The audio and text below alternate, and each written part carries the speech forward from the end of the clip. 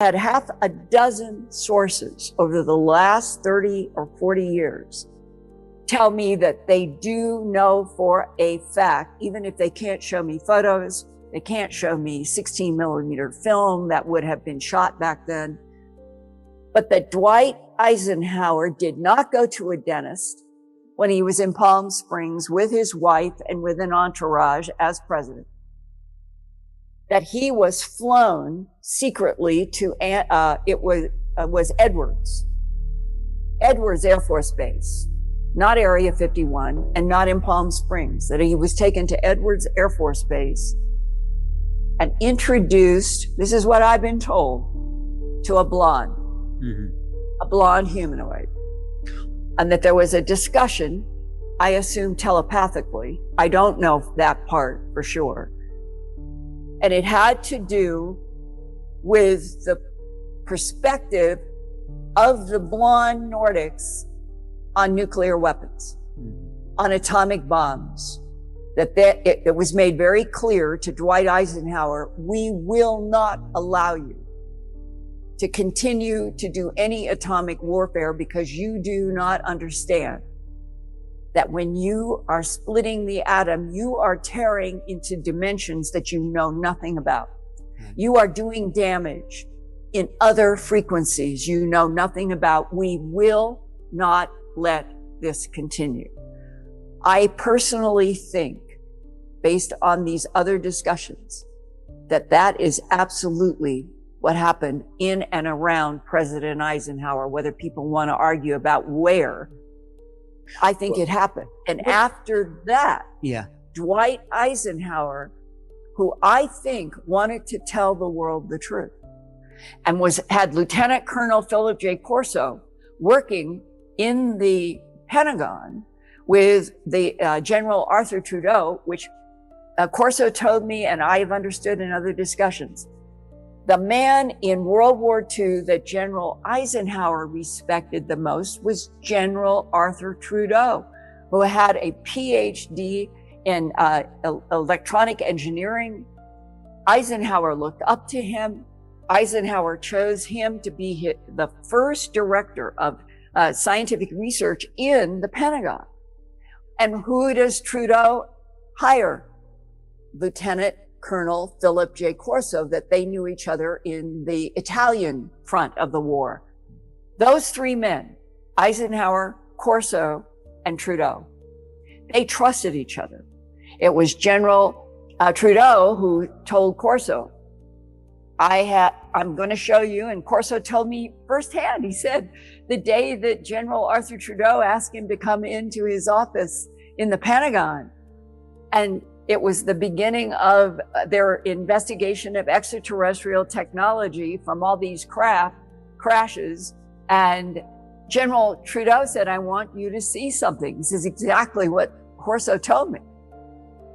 And he gets up from behind a big desk in his Pentagon office, walks over to, I think it was 3 banks of metal filing cabinets, opens up a drawer, asked Corso to come over. Corso said he looks into this file drawer expecting to see paper, and he didn't know what. He said there were things that looked like quarters. There were masses of what I thought were wires. And think about this, Alan. This is in the Pentagon in 1961.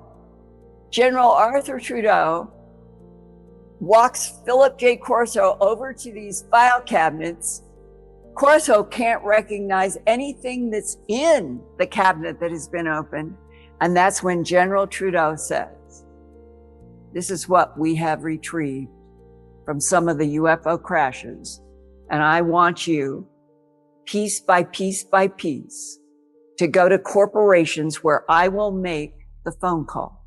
I will set up for the person that you will hand deliver.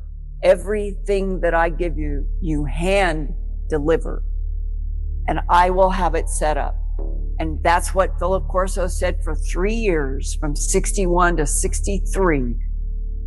The general would say, now call ARCO on this, what we would turn out to be the fiber optics that we would eventually have light going through.